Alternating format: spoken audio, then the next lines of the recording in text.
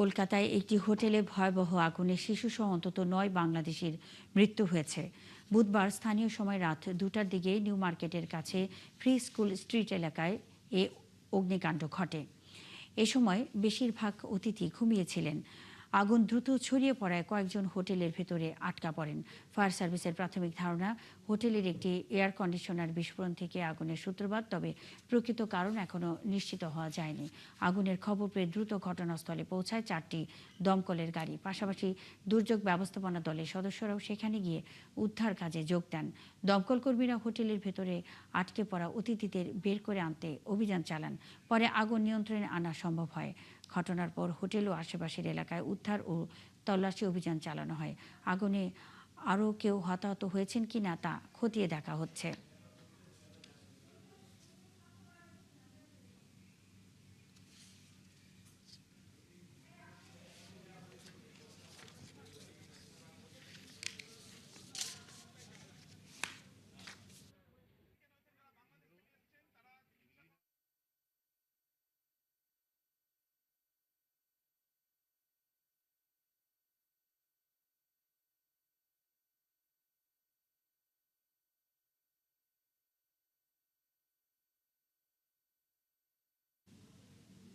দর্শক, কলকাতার আবাসিক হোটেলে আগুনের ঘটনায় নারী শিশুসহ ৯ জন বাংলাদেশি নিহত হয়েছেন বলে ভারতীয় গণমাধ্যম নিশ্চিত করেছেন। এ বিষয়ে সবশেষ তথ্য নিয়ে আমাদের সঙ্গে কলকাতা থেকে যুক্ত হচ্ছেন সহকর্মী সত্যজিৎ চক্রবর্তী। সত্যজিৎ, কিছুক্ষণ আগেই আপনার সঙ্গে আমাদের কথা হচ্ছিল যে আরও আপডেট জানবো। এ বিষয়ে সবশেষ কি তথ্য আছে আপনার কাছে? জনের যে পরিচয় সেই পরিচয় নিয়ে কিন্তু পুলিশ ইতিমধ্যেই তদন্ত শুরু করেছে, খোঁজখবর শুরু করেছে এবং হোটেলের যে রেজিস্টার্ড আছে সেই সমস্ত রেজিস্টার্ড কিন্তু আর কি তারা খতিয়ে দেখছে। কারণ এই আবাসিক হোটেলে মোট ৬২ জন আবাসিক ছিল এবং সেই ৬২ জনকে উদ্ধার করা হয়েছে, যাদের ভিতরে মৃত্যু হয়েছে ৯ জনের। এখন এই ৯ জনের মধ্যে বেশ কয়েকজন বাংলাদেশি থাকার সম্ভাবনার কথা বলছেন পুলিশের তরফ থেকে। এবং ইতিমধ্যেই Bangladesh deputy high commission Kolkata কিন্তু খোঁজখবর শুরু করেছে যে পুলিশ প্রশাসনের সাথে তারাও যোগাযোগ শুরু করেছে এবং তারা জানার চেষ্টা করছে যে বাংলাদেশি কারা আছে এর ভিতরে, তাদের পরিচয় কি এবং তারা বাংলাদেশের কোন কোন জায়গা থেকে এসছে এবং যারা আর কি মৃত অর্থাৎ যে শিশুর মহিলা সহ যে ৯ জনের মৃত্যু হয়েছে তাদের স্বজনরা কেউ জীবিত আছে কিনা, সমস্ত বিষয় কিন্তু মোটমাট এই যে মৃত্যু হয়েছে ৯ জনের তাদের পরিচয় জানার চেষ্টা করছে।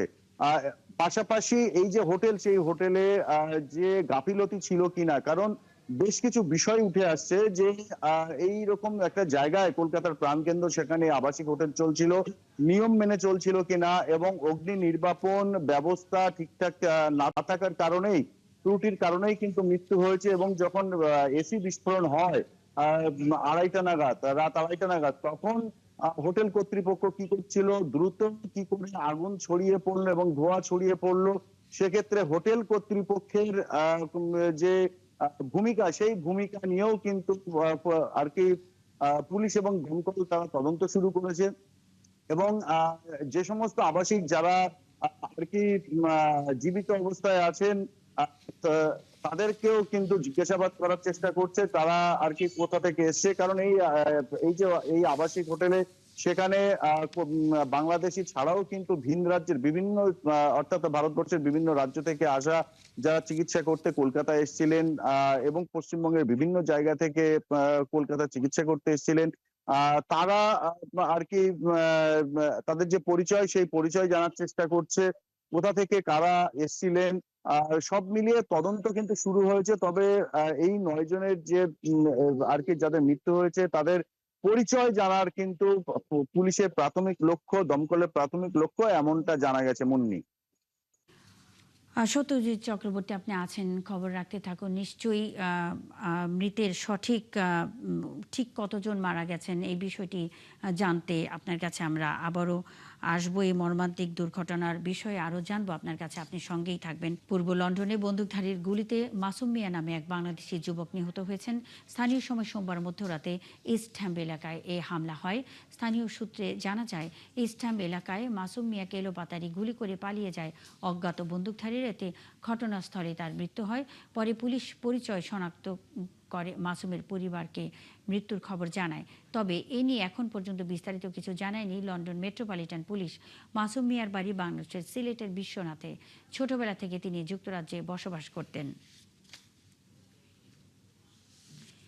শেখ হাসিনা সহ অন্যান্য পলাতকদের প্রত্যর্পণ প্রক্রিয়ার অংশ হিসেবে বাংলাদেশের আবেদন যাচাই করা হচ্ছে বলে জানিয়েছেন ভারতের পররাষ্ট্র মন্ত্রণালয়ের মুখপাত্র রণধীর জয়সওয়াল। এ সময় বাংলাদেশের প্রধানমন্ত্রী তারেক রহমানের সম্ভাব্য দিল্লি সফর নিয়ে নতুন কোনো তথ্য নেই বলেও জানান তিনি। মঙ্গলবার নয়াদিল্লিতে পররাষ্ট্র মন্ত্রণালয়ের নিয়মিত সাপ্তাহিক ব্রিফিংয়ে এসব তথ্য জানান জয়সওয়াল। অন্যদিকে বাংলাদেশের সঙ্গে ভারত গঠনমূলক ও ইতিবাচক সম্পর্ক বজায় রাখতে চায় বলেও মন্তব্য করেন তিনি। এ সময় বাংলাদেশের প্রধানমন্ত্রীকে আগেই ভারত সফরের জন্য উষ্ণ আমন্ত্রণ জানানো হয়েছে বলেও উল্লেখ করেন ভারতের এই মুখপাত্র।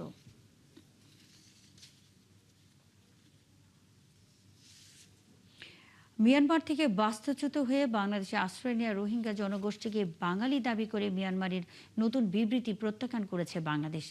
মঙ্গলবার মিয়ানমারের রাষ্ট্রদূত ইউ কিয়াও সোমোকে ডেকে তীব্র আপত্তির কথা জানান পররাষ্ট্র মন্ত্রণালয়ের মহাপরিচালক তৌফিকুর রহমান। বৈঠকে দ্বিপাক্ষিক চুক্তির ভিত্তিতে বাস্তুচ্যুত রোহিঙ্গাদের যাচাইকরণ প্রক্রিয়া দ্রুত করতে মিয়ানমার রাষ্ট্রদূতকে চাপ দেন মহাপরিচালক। বৈঠকে গত 15 আগস্ট মিয়ানমারের পররাষ্ট্র মন্ত্রণালয়ের প্রকাশিত রোহিঙ্গা বিষয়ক বিবৃতির প্রসঙ্গ তুলে ধরে মহাপরিচালক বলেন, ওই বিবৃতির অনেক তথ্যই ভুল পরিসংখ্যানের উপর ভিত্তি করে তৈরি করা হয়েছে। বিশেষ করে বাস্তুচ্যুত রোহিঙ্গা জনগোষ্ঠীর সংখ্যা নিয়ে মিয়ানমারের দেয়া তথ্য সঠিক নয় বলে বাংলাদেশের পক্ষ থেকে জানানো হয়। ঢাকার উদ্বেগ এবং পর্যবেক্ষণ দ্রুত নিজ দেশে জানিয়ে দেবেন বলে আশ্বস্ত করেন মিয়ানমারের রাষ্ট্রদূত।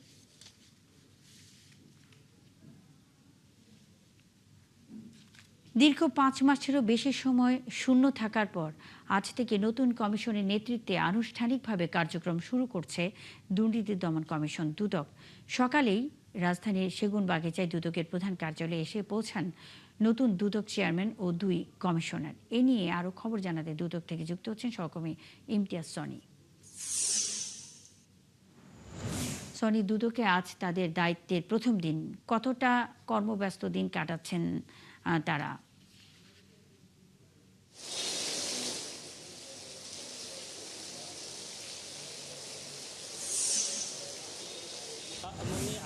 আজকে দুদকের একটা কর্মব্যস্ত দিন শুরু হয়েছে বলে আমরা দেখতে পেয়েছি, কারণ দীর্ঘ প্রায় 167 দিন পর কিন্তু আজকে দুদক তাদের কমিশনারদের বরণ করে নিল। কারণ এতদিন কমিশনবিহীন আর কি দুদক চলতে হয়েছে।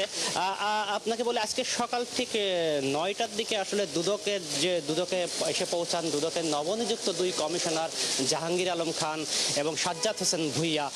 এরপর 9:30টার দিকে কিন্তু আসলে দুদকে এসে উপস্থিত হন দুদক চেয়ারম্যান AKM আসাদুজ্জামান।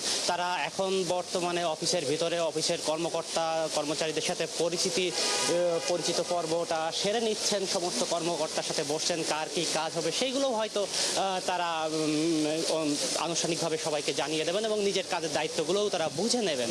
এরপরে হয়তো আজকে কোনো একটা সময় গণমাধ্যমের সাথে নতুন কমিশনার চেয়ারম্যান সহ কমিশনাররা হয়তো গণমাধ্যমের সাথে কথা বলবেন। তারপরে হয়তো তারা আনুষ্ঠানিকভাবে বলবেন তাদের কার কোন দপ্তর বন্টন করা হবে সেই বিষয়গুলো। তো আপনাকে একটু জানিয়ে রাখি যে এই দীর্ঘ 166 দিন অর্থাৎ 5.5 মাস কিন্তু দুদকের নতুন কোনো সিদ্ধান্ত আসলে দুদক নিতে পারেনি কমিশনের অভাবে, যার কারণে দুদকের কিন্তু সমস্ত কাজের এক ধরনের স্থবিরতাই বলা চলে সেইগুলো দুদকে বিরাজ করছিল। কারণ দুদকে নতুন কোনো সিদ্ধান্ত, আপনি জানেন যে আইনেই আছে দুদকে কমিশনার ছাড়া কোনো সিদ্ধান্ত নিতে পারবে না, যার কারণে রুটিন ওয়ার্ক কিন্তু দুদকে এই 167 দিন অর্থাৎ 5.5 মাস কিন্তু দুদক করে গেছে, যার কারণে দুদকে অনেকটাই স্থবির ছিল। আগের কমিশন যেসব সিদ্ধান্ত নিয়েছিল সেই সিদ্ধান্তগুলোরই বাস্তবায়নের কাজ এই ইসে চলে গেছে, অনুসন্ধান চলে গেছে, কিন্তু নতুন কোনো সিদ্ধান্ত হয়নি। তো দুদকে এখন আশা করা যাচ্ছে নতুন কমিশন আসার পর কিন্তু এই দুদকের কর্মচঞ্চলতা বেড়ে যাবে এবং স্থবিরতা কেটে যাবে, এটাই সবাই আশা প্রকাশ করছে। অসংখ্য ধন্যবাদ আপনি সঙ্গেই থাকবেন। দর্শক, দীর্ঘ ৫ মাসেরও বেশি সময় শূন্য থাকার পর আজ থেকে নতুন কমিশনের নেতৃত্বে আনুষ্ঠানিকভাবে কার্যক্রম শুরু করেছে দুর্নীতি দমন কমিশন দুদক। এ বিষয়ে খবরাখবর নিয়ে সেগুনবাগিচা থেকে ইমতিয়াজ সনি যুক্ত ছিলেন। রাজধানীর তেজগাঁওয়ে অবৈধ অটোরিকশা চার্জিং পয়েন্টে উচ্ছেদ অভিযান চালিয়েছে পুলিশ ও বিদ্যুৎ বিভাগ। মঙ্গলবার রাতে অভিযানের সময় স্থানীয়দের তোপের মুখে পড়েন তারা। বিদ্যুৎ বিভাগের দাবি, অবৈধ সংযোগের কারণে প্রতিদিন বিপুল পরিমাণ বিদ্যুৎ চুরি হচ্ছে। আর পুলিশ বলছে, সংঘবদ্ধ চক্রের কারণে বারবার অভিযান চালিয়েও পুরোপুরি নিয়ন্ত্রণ করা যাচ্ছে না। মামুন হুসাইনের রিপোর্ট। অবৈধ অটোরিকশার চার্জিং পয়েন্টে উচ্ছেদ অভিযানের খবর পেয়ে এভাবেই গাড়ি নিয়ে পালিয়ে যান চালকরা। রাজধানীর তেজগাঁওয়ের বিভিন্ন এলাকায় গড়ে উঠেছে অসংখ্য অবৈধ চার্জিং পয়েন্ট। এসব পয়েন্টে চার্জ দেওয়া হচ্ছে হাজার হাজার অটোরিকশা। মঙ্গলবার রাতে তেজগাঁও শিল্পাঞ্চলে এসব অবৈধ চার্জিং পয়েন্টে উচ্ছেদ অভিযান চালায় পুলিশ ও বিদ্যুৎ বিভাগ। তবে অভিযানের মাঝপথে স্থানীয়দের তোপের মুখে পড়েন তারা।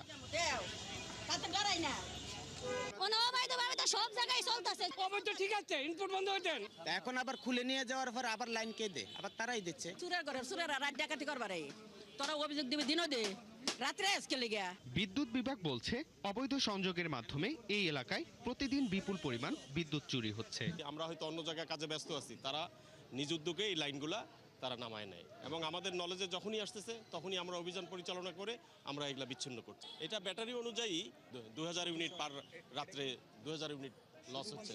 পুলিশের দাবি, সংঘবদ্ধ একটি চক্রের কারণে বারবার অভিযান পরিচালনা করেও অবৈধ সংযোগ পুরোপুরি নিয়ন্ত্রণ করা সম্ভব হচ্ছে না। এইখানের স্থানীয় লোকজন আমাদের কাজকর্মে কিন্তু তারা অনেক সংঘবদ্ধ হয়েই বাধা প্রদান করেছেন এবং আমাদের যেই ট্রাকে যেই রিক্সাগুলো জব্দ করা হয়েছিল সেগুলো তারা কিন্তু প্রায় 400-500 নারী পুরুষ এসে এগুলো জবরদস্তি করে এগুলো কিন্তু নামিয়ে নিয়েছে।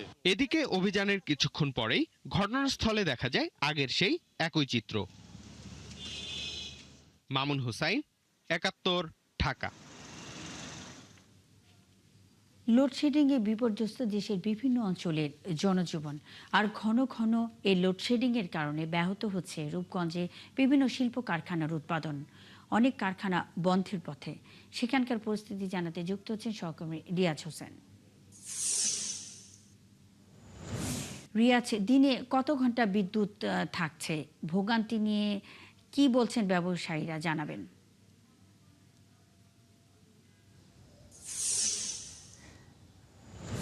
মুন্নি, এর আগে সংবাদে কিন্তু আপনাকে জানিয়েছি যে গত 5 দিন পূর্বে কিন্তু রূপগঞ্জে লোডশেডিং প্রবণতা অনেকটাই বেশি ছিল, কিন্তু এই 5 দিন গত 5 দিন ধরে কিন্তু লোডশেডিং এর চাপটা অনেকটাই কমে আসছে, বিদ্যুৎ সরবরাহ অনেকটাই স্বাভাবিক হয়ে আসছে। তবে রূপগঞ্জের শিল্পাঞ্চল খ্যাত এলাকা, শিল্প কারখানা যেসব এলাকা, বিশেষ করে তারাব, কাঞ্চন, গোলাকান্দা, বুলতা এলাকা যেসব সাইডে শিল্প কারখানা রয়েছে সেই এলাকায় কিন্তু লোডশেডিং এর প্রবণতা অনেকটাই কমে আসছে। তবে আশেপাশে যে গ্রামগুলো, যেসব গ্রামে সাধারণ মানুষ জীবিকা নির্বাহ করে, সেসব এলাকায় শিল্প প্রতিষ্ঠানে সব এলাকায় কিন্তু প্রতিদিন 4 থেকে 5 বার লোডশেডিং হচ্ছে। তারা বলছে যে লোডশেডিং এর প্রবণতা কিছুটা কমে আসলো, কিন্তু ওই রকম ভাবে তারা এই লোডশেডিং থেকে রক্ষা পাচ্ছে না। তারা রাতে ঘুমাতে গেলে রাতে লোডশেডিং কারণে প্রচুর তাপদাহ গরমে তারা ভোগান্তির সৃষ্টি হচ্ছে এবং স্কুলগামী বিভিন্ন শিক্ষা প্রতিষ্ঠানগামী ছেলেমেয়েরা কিন্তু লেখাপড়ার ক্ষেত্রে কিন্তু অনেকটাই বিভ্রান্ত পড়ছে এবং তারা কিন্তু লেখাপড়া করতে তারা সমস্যাগ্রস্ত হচ্ছে। এছাড়া কিন্তু লোডশেডিং এর পাশাপাশি কিন্তু লোডশেডিং এর গ্যাসের যে সংকট, সেটা কিন্তু গত 2 দিন ধরে রূপগঞ্জে আমরা লক্ষ্য করতে পেরেছি।